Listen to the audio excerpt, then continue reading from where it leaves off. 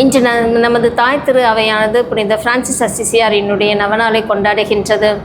புனித பிரான்சிஸ் அவேரியார் 1181 இல்லை 1182 ஆண்டுகளில் பிறந்திருப்பார் என்று வரலாற்று சான்றுகள் நமக்கு தெளிவுபடுத்துகின்றது. இவர் பியாட்ரோ டி பெர்னாண்டோ மற்றும் பிக்கா பொர்லமோ அவர்களுக்கு 7வது குழந்தையாக பிறந்தவர் இந்த பிரான்சிஸ் அசிசியார். செல்வ செழிப்பு மிக்க குடும்பத்தில் பிறந்தவர் இவரது தந்தை விற்பனைக்காக தன்னுடைய விலை உயர்ந்த ஆடைகளை உற்பத்தி செய்து விற்பனைக்காக பல்வேறு தேசங்களுக்கு சென்ற வகையிலே இவர் பிறந்திருப்பார். அப்பொழுது அவருடைய தாயானவர் அவருக்கு திருமுழுக்கு யோவான் என்ற பெயரை வைக்க ஆசைப்பட்டு அந்த பெயரை சூட்டினார். அவருடைய வாழ்க்கை வரலாறை நாம் பார்க்கும் பொழுது இளமை பருவத்தில் அவர் செல்வமிக்க பிள்ளைகளோடு பழகி அந்த பிள்ளைகளுடைய சாகசம் செய்து ஆடம்பர வாழ்வையே வாழ்ந்து வந்தார். ஒரு காலகட்டத்தில் போர் நிகழ்வு காரணமாக போர் புரியும் பொழுது எதிரிகளிடம் சிக்கிக்கொண்டு 1 வருடம் அவர் சிறைச்சாலையில் வாழ்ந்தார். சிறைச்சாலையில் பல்வேறு கொடுமைகளை அனுபவித்த அவர் ஒரு சிறை கைதியை மற்றவர்கள் தாக்கும் பொழுது அவருக்காக இவர் பரிந்து பேசினார்.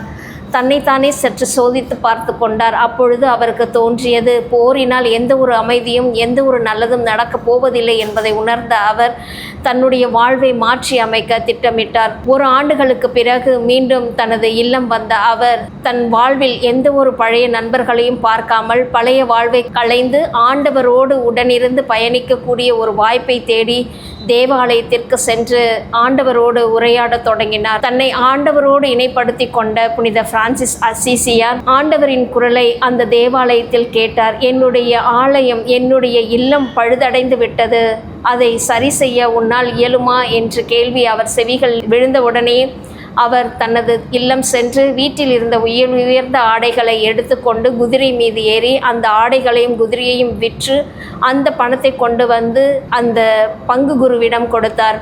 பங்கு குருவானவர் இந்த பணம் எங்கிருந்து வந்தது என்று வினவ, இது தவறான வழியில் வந்ததால் இந்த பணத்தை நான் ஆலயம் புதுப்பிக்க நான் பயன்படுத்த போவதில்லை, இது நீயே எடுத்துச் செல் என்று சொல்கிற மாத்திரத்தில் அவருடைய தந்தை வந்து அவரை கண்டித்து அந்த பணத்தை எடுத்து கொண்டு சென்று விட்டார். பின்பு தந்தைக்கு பயந்து இல்லம் செல்லாமல் தனிமையில் ஒளிந்து கொண்டு ஒரு மாத காலத்திற்கு மேலாக மறைந்து வாழ்ந்தார். 1 மாத காலத்திற்கு பிறகு அவர் தனது இல்லம் வரும்பொழுது உணவின்றி மெலிந்து சோர்வின்றி ஒரு பைத்தியக்காரரை போல் அவர் வந்தார். எனவே அவருடைய தந்தை இவனுக்கு பைத்தியம் பிடித்து விட்டது என்று கால்களிலே சங்கிலியை போட்டு பூட்டிவிட்டு ஒரு அறையிலே வைத்து அவரை இல்லத்திலே சிறை வைத்திருந்தார்.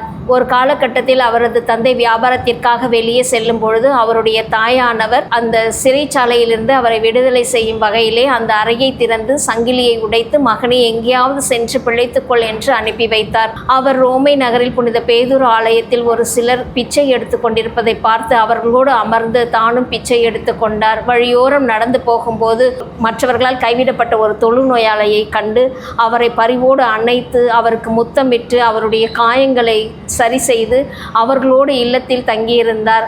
பின்பு அவர்களோடு இணைந்து பிச்சை எடுத்து அதன் மூலம் வரக்கூடிய வருமானத்தில் அவர்களை பாதுகாத்து வந்தார்.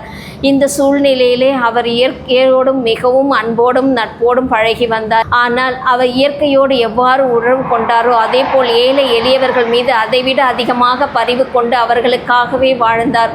ஒரு காலகட்டத்தில் இறைவனோடு இணைத்து கொண்ட அவர் மீண்டும் தனது இல்லம் சென்றார். தனது இல்லம் சென்று அங்கு ஆண்டவரின் வார்த்தையை வல்லமையோடு போதித்தார். அப்பொழுது அவருடைய வார்த்தையை கேட்டு இளையோர்கள் அவருடன் இணைந்தார்கள். இணைந்த பொழுது அவர் சிறு சகோதரர்கள் என்ற ஒரு சிறு சபையை நிறுவினார். இது 1208 ஆண்டு நிகழ்ந்தது. 1209 ஆண்டு அப்பொழுதைய திருத்தந்தை 3ஆம் இன்னசென்ட் அவரிடம் நோக்கி இது ஒரு சபையாக மாற வேண்டும் என்று விண்ணப்பித்திருந்தார். எனவே திருத்தந்தை 3ஆம் இன்னசென்ட் அவர்கள் 1210 ஆண்டு பிரான்சிஸ்கன் சபையை நிறுவினார். 1212 ஆண்டு பெண்களை குறித்து சிந்தித்து பெண்களுக்காக ஒரு சபையை நிறுவி அவர்களையும் பாதுகாக்க வேண்டும் என்பதற்காக கிளாரா என்பவரின் மூலமாக 1212 ஆண்டு பெண்களுக்கான சபையையும் நிறுவினார். ஆண்கள் பெண்கள் என 2 சபையை நிறுவி அவர்களை நல்ல வழியில் ஊக்குவித்தது போல பொதுநிலையினருக்கான தேவையையும் பூர்த்தி செய்ய வேண்டும் என்ற எண்ணத்திலே 1221ஆம் ஆண்டு பொதுநிலையினர் சகோதர சகோதரிகளுக்கென்று 3ஆம் சபையையும் அவர் தோற்றுவித்தார். இவ்வாறு வாழ்ந்த காலத்திலே அவர் ஒரு நாள் புனித மிக்கேல் அதிதூதரின் நவநாளை சிறப்பிக்க செல்லும் போது 40 நாள் உண்ணா நோன்பிருந்து பயணம் மேற்கொண்டார். அப்பொழுது செப்டம்பர் மாதம் 12ஆம் தேதி அவருக்கு ஒரு கனவில் ஆண்டவர் இயேசு கிறிஸ்துவின் திருப்பாடுகளில் இருந்து வழிந்தோடிய இரத்தத்தையும் இயேசுவினுடைய இரு கைகள் இரு கால்கள் விழாவில் வந்த காயங்களை பார்த்து உருக்கமாக மன்றாடி, ஆண்டவரே, உம்மோடு நானும் பாடுகளை அனுபவிக்க எனக்கு வரம் தாரும் என்று உருக்கமாக வேண்டினார். அதன் அடிப்படையில் 1224ஆம் ஆண்டு ஆண்டவர் அவருக்கு அந்த காயங்களை அவர் உடலில் ஏற்படுத்தினார்.